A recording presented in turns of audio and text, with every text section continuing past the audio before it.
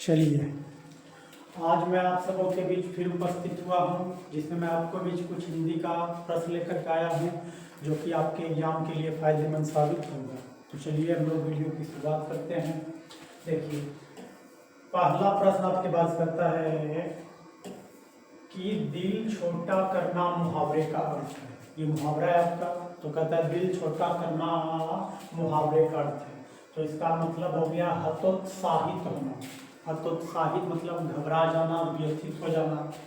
फिर दूसरा प्रश्न आपके पास आता है कि आंखों का तारा मुहावरे का अर्थ है। ये आप सबको पता होगा, बहुत ही प्रचलित मुहावरा है कि आंखों का तारा होना मतलब अत्यंत प्यारा होना या प्रिय होना। फिर तीसरा प्रश्न आपके पास दिया हुआ है कि लाल पीला होना मुहावरे का अर्थ है। तो लाल पीला होना मतलब आपको पता होना चाहिए कि क्रोध करना। लाल पीला मतलब क्रोध करना। ठीक है, फिर हम अगला प्रश्न की तरफ बढ़ते हैं। तो आपको कहता है गोद में सोने वाला के लिए एक शब्द है। तो गोद में सोने वाला के लिए एक शब्द है, उसको हम लोग कहते हैं पार्थिव। क्या कहते हैं? पार्थिव कहते हैं। फिर आपके पास पांचवा प्रश्न है कि शिक्षा शब्द है। तो शिक्षा शब्द क्या है? स्त्रीलिंग है। क्या है? तो स्त्रीलिंग है। चलिए, फिर आपके पास अगला प्रश्न आता है कि सभा शब्द है। तो सभा हो रही है, अपने आप में सेंटेंस बनाइए, सभा हो रही है। ये अपने आप को स्त्रीलिंग में आता है, स्त्रीलिंग में। फिर अगला कहता है परीक्षा शब्द है। तो परीक्षा हो रही है, तो ये भी एक स्त्रीलिंग है। फिर कहता है घी शब्द है। तो घी महंगा है, इसको हम लोग पुल्लिंग कहेंगे। क्या कहेंगे? पुल्लिंग कहेंगे। चलिए, फिर अगला प्रश्न बहुत ही आसान है। कहता है कि वचन के कितने भेद हैं? वचन के कितने भेद हैं? तो आप सबको पता है कि हिंदी में दो ही वचन होते हैं। तो एक होता है एक वचन और दूसरा आपको पता होगा कौन वचन? तो बहुवचन। कौन वचन? बहुवचन होता है। चलिए, बहुत ही शानदार प्रश्न था। फिर अगला प्रश्न आपके पास आता है अग्नि का पर्यायवाची शब्द क्या है? बहुत ही सिंपल प्रश्न है हिंदी का। तो अग्नि का पर्यायवाची देखिए, इसमें पावक हो जाएगा। क्या हो जाएगा? पावक हो जाएगा। फिर अगला प्रश्न देखिए, इजी है। कमल का पर्यायवाची पूछता है, ये हमारा सरोज हो जाएगा। क्या हो जाएगा? सरोज हो जाएगा।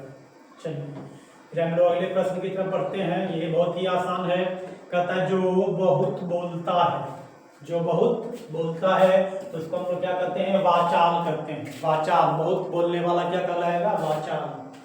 फिर अगला प्रश्न आता है कि जो पुरुष अभिनय करे, मतलब एक्टिंग करे, उसको हम लोग क्या कहते हैं? बताइए।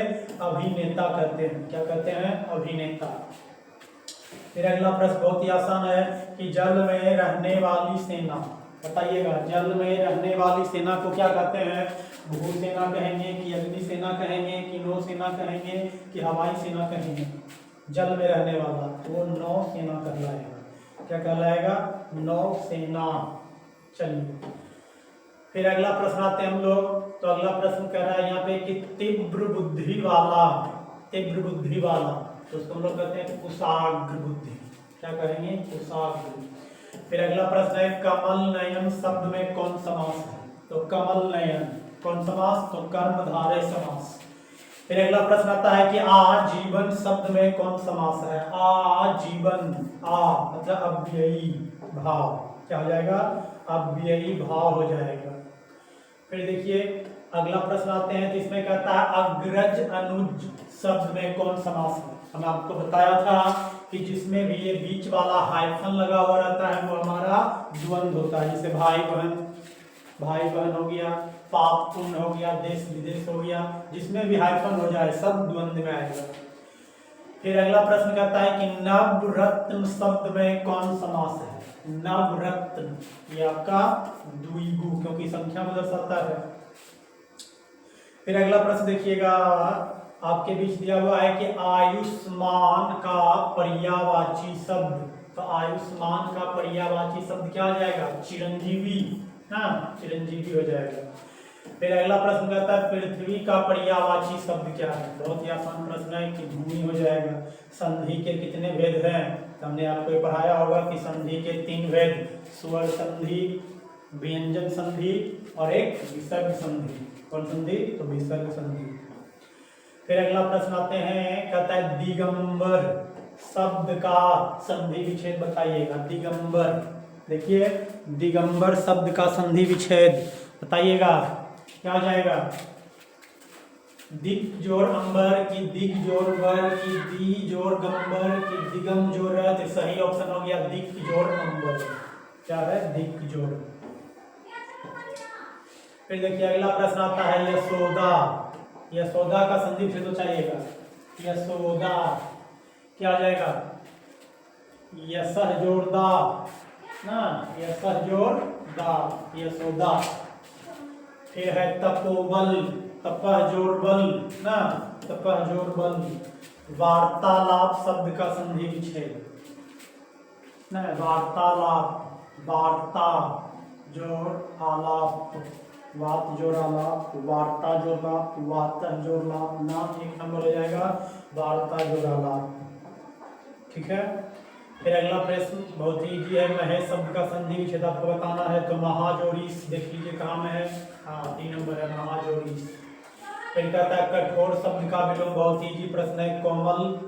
स्तुति शब्द का विलोम क्या होगा? तो स्तुति मतलब निंदा, तो इसका उल्टा कीजिएगा तो प्रशंसा हो जाएगा। क्या हो जाएगा?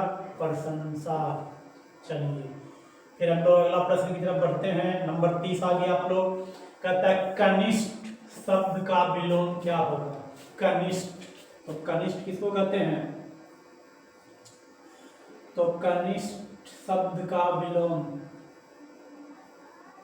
तो कनिष्ठ मतलब बड़ा होता है, तो इसका छोटा होना चाहिए ना। आप लोग इसका कमेंट में जवाब बताइएगा, कनिष्ठ का विलोम। फिर अगला प्रश्न है अतरंग शब्द का विलोम। अतरंग, तो बहिरंग, अतरंग बहिरंग ना, बहिरंग। तिमिर शब्द का विलोम, देखिए अगला प्रश्न कहता है तिमिर, तो तिमिर शब्द का विलोम, तिमिर, तिमिर मतलब हो गया अंधेरा, तो इसका विलोम अंधेरा का क्या हो जाएगा? प्रकाश ना, हाँ प्रकाश हो जाएगा। कृष्ण शब्द का विलोम क्या होगा? तो कृष्ण का विलोम शुक्ल, कृष्ण का विलोम शुक्ल। विज्ञान शब्द में उपसर्ग, देखिए वी हो जाएगा, वी, क्या हो जाएगा? वी। अगला प्रश्न आपके पास पुरातन शब्द में उपसर्ग है ना, तो क्या आ जाएगा? शब्द है इसका तन, तो उपसर्ग हो गया पूरा ना। चलिए अगला क्वेश्चन नंबर 36, कहता आदिकाल शब्द में उपसर्ग कौन है? तो शब्द देखिए काल है, तो उपसर्ग आदि ना होगा, तो आदि हो गया। ममेरा शब्द में प्रत्यय ना, मम जोड़ एरा ना, मम जोड़ एरा, तो एरा हो गया इसका प्रत्यय। पढ़ाई शब्द में पढ़ जोड़ आई, तो आई हो गया इसका उपसर्ग। ठीक है ना। चलिए कहता है दिखावट शब्द, दिखावट शब्द में प्रत्यय कौन है? दिखावट शब्द में प्रत्यय दिख जोड़ आवट, हाँ दिख जोड़ आवट, तो आवट प्रत्यय हो जाएगा। फिर कहता है शास्त्र शब्द का विशेषण, शास्त्रीय, शास्त्र का शास्त्रीय। फिर कहता है रंग शब्द का विशेषण क्या होगा? तो देखिए ये डी नंबर होगा, रंग का, देख लीजिए रंगीन हो जाएगा। ठीक है ना, याद रख लीजिएगा, रंग का रंगीन ना, रंग का रंगीन। चलिए फिर अगला है वैध शब्द का विशेषण, तो क्या हो जाएगा? वैदिक, वैद का वैदिक। चलिए क्या है? आचार्य शब्द में कौन संज्ञा है? आचार्य, आचार्य शब्द ये हो गया आचार्य, व्यक्तिवाचक को दर्शाएगा, किसको? जातिवाचक, जल्दी बताइए। आचार्य, आचार्य शब्द में कौन संज्ञा है? आचार्य। यहाँ एक आचार्य तो कोई है नहीं, इसके पूरे जाति, इनको लगता है ये जातिवाचक संज्ञा होना चाहिए, बाकी आप लोग कमेंट कीजिएगा। कहता है चतुराई शब्द में कौन संज्ञा है? चतुराई शब्द में कौन संज्ञा है? चतुराई, तो ये हमारा भाववाचक को दर्शाएगा ना। गुच्छा शब्द है, ये आपका समूहवाचक हो जाएगा ना, समूह का बोलकर आएगा।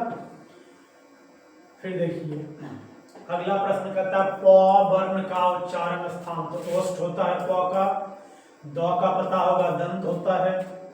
ठीक है ना। चलिए क का पूछ रहा है, तो क का कंठ ना जी, है कि ना? हाँ, डी नंबर है कंठ। कारक के कितने भेद होते हैं? तो 8 भेद होते हैं। कहता है पेड़ से पत्ते गिरते हैं किस कारक का उदाहरण है? तो पेड़ से पत्ता गिरेगा तो अलग होगा, तो अपादान में आएगा, सी नंबर कर लीजिएगा। ठीक है ना?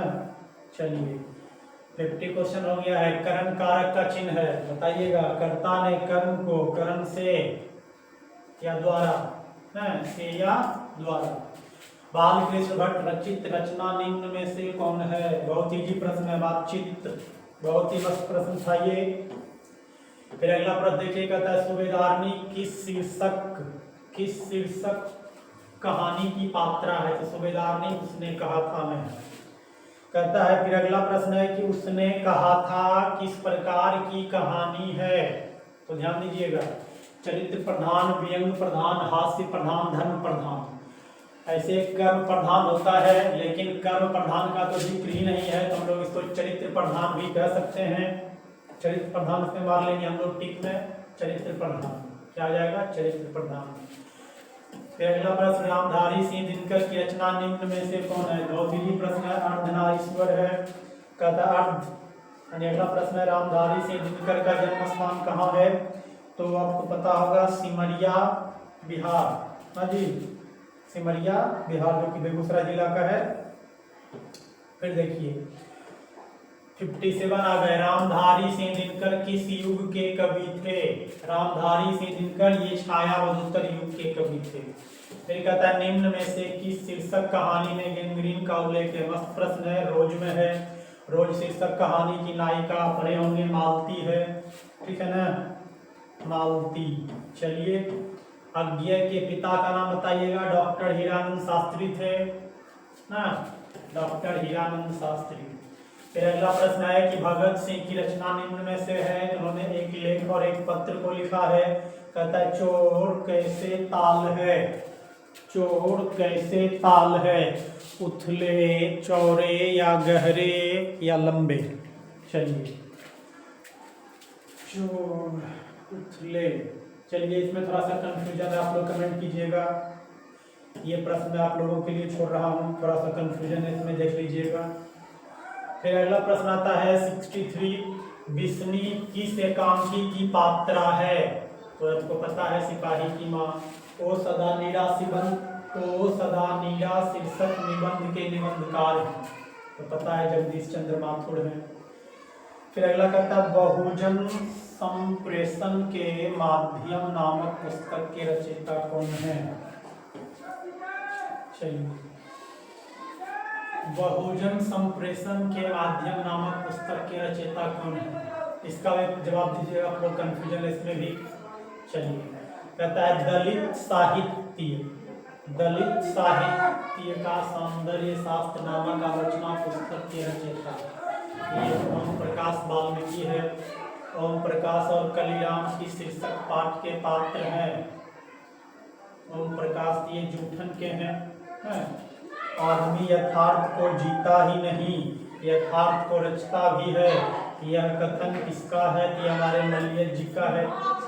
हंसते हुए मेरा अकेलापन शीर्षक पाठ के लेखक हैं, ये भी मलियज ही है। चलिए, तिरिक्त शीर्षक कहानी किस प्रकार की रचना है? तो जादुई यथार्थ की रचना है ना जी, जादू यथार्थवादी है। जय कृष्णमूर्ति की रचना निम्न में से कौन है? जय कृष्णमूर्ति की रचना आपको पता होगा, शिक्षा है। चलिए, फिर कहता है लीड वेटर के अनुसार जय कृष्णमूर्ति क्या थे? तो विश्व शिक्षक थे। और आप भाषा में धागर शब्द का क्या अर्थ होता है? तो भारे का मजदूर होता है। कहता है गंडक नदी की चर्चा किस पाठ में है? तो पढ़े होंगे, वो सदा नीरा में है ना जी। रामधारी सिंह दिनकर किस विश्वविद्यालय में? हाँ जी, तो वो भागलपुर विश्वविद्यालय। ठीक ना? अर्धनारीश्वर शीर्षक पाठ हिंदी साहित्य की, ये तो निबंध है। कहता स्पीच का उद्देश्य सुनने वालों के मन में जोश और उत्साह पैदा कर देना है। यह उक्ति हमारे बालकृष्ण भट्ट की है। किसकी है? तो बालकृष्ण भट्ट की है। चलिए, बहुत आगे क्वेश्चन आगे हम लोग प्रकृति वर्णन से संबंधित कविता है, पता होगा, उषा है। फिर कहता है कवियों का कवि किसे कहा जाता है, तो शमशेर बहादुर सिंह को कहा जाता है। फिर कहता है मुक्ति बोध का पूरा नाम पूछता है तो बता दीजिएगा, गजानन माधव मुक्ति बोध ज्ञानेन्द्रपति किस प्रशासनिक पद पर कार्यरत थे? हाँ जी, तो कारा अधीक्षक थे ना, कारा अधीक्षक थे। चलिए फिर प्रश्न अगला कहता है 82 में कि गांव का घर शीर्षक कविता के कवि हैं, तो ज्ञानेन्द्रपति जी हैं। फिर कहता है उषा शीर्षक कविता के कवि, उषा शीर्षक कविता के कवि तो शमशेर बहादुर सिंह है, ठीक है ना। चलिए कहता है तुलसीदास का जन्म स्थान, हाँ तो राजापुर बांदा उत्तर प्रदेश। कवि भूषण की कविता में कौन सा रस, तो पता होगा वीर रस। जयशंकर प्रसाद रचित महाकाव्य निम्न में से कौन है, जयशंकर प्रसाद, तो कामायनी है इसका, है। सुभद्रा कुमारी चौहान का जन्म स्थान कहाँ है? सीओपुर, राजापुर, कसेया, निहालपुर। सुभद्रा कुमारी चौहान, हाँ जी। चलिए आप लोग कमेंट कीजिएगा, इसको छोड़ देते हैं आप लोगों के लिए, ठीक है ना। चलिए 88 कहता है पुत्र वियोग शीर्षक कविता की कवित्री सुभद्रा कुमारी चौहान है। कहता मेरा खोया हुआ खिलौना अब तक मेरे पास ना आया, ये आपका पुत्र वियोग का है, लेकिन पंचायती राज में जैसे खो गए परमेश्वर, हाँ जी। तो ये आपका क्या हो गया, गांव का घर में, गांव का घर। प्यारे नन्हे बेटे को शीर्षक कविता का नायक कहाँ था, भिलाई छत्तीसगढ़ का था। दानव दुरात्मा, एक मानव की आत्मा एक, यह पंक्ति किसका है, तो आपको पता होगा जनजन का चेहरा एक का है। किसका है, जनजन का चेहरा एक। चलिए फिर कहता है छत्रसाल दशक शीर्षक कृति के रचनाकार हैं, ये हमारे भूषण जी हो गए। कवि जायसी की रचना निम्न में कौन है, तो जायसी जी ने करबुक को लिखा है। चलिए चित्ररेखा नामक रचना के रचयिता हैं, चित्ररेखा भी ये जायसी की ही रचना है। अगला प्रश्न फिर आते हैं 96 आ गए हम लोग। जायसी किस भक्ति शाखा के कवि हैं, ये प्रेम मार्गी शाखा के कवि हैं। फिर अगला प्रश्न कहता है सूरदास किस काल के कवि हैं, तो सूरदास जो आपको पता होगा कि भक्ति काल के कवि हैं, भक्ति काल के। चलिए बस 2 प्रश्न और है आपके बीच।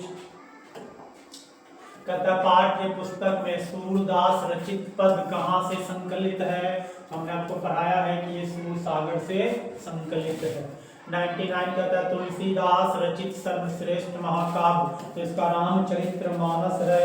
चलिए लास्ट प्रश्न आ गए, निम्न में लोकनायक कहे जाते हैं, तो चलिए इसको थोड़ा अच्छा देख लीजिए।